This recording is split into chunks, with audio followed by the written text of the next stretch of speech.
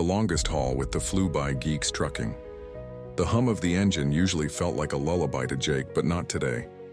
2,000 miles away from home, he sat behind the wheel of his Peterbilt, eyes burning, body aching, sweat dripping down his back even though the AC was blasting.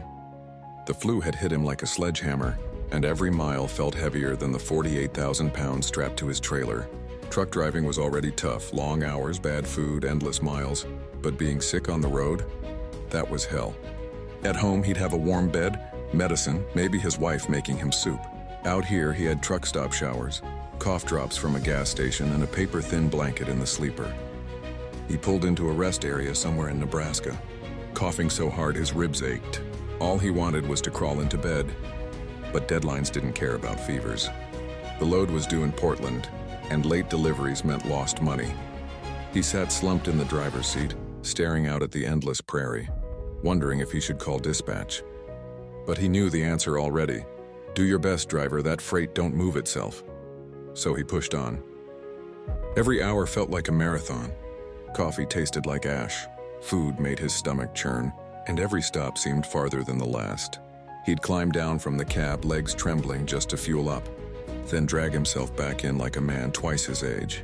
Other truckers gave him sympathetic looks at the fuel island, but no one could help.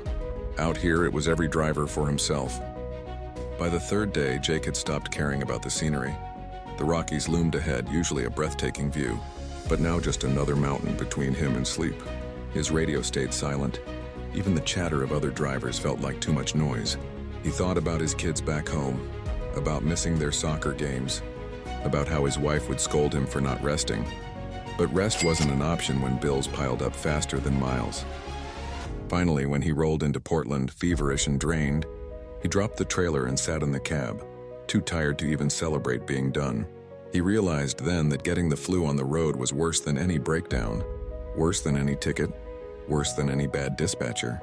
Because trucks could be fixed, fines could be paid. But out here, when your body betrayed you, there was no one to carry you through but yourself. And that was the loneliest part of all. If you like this kind of story, please like, follow, comment, and share.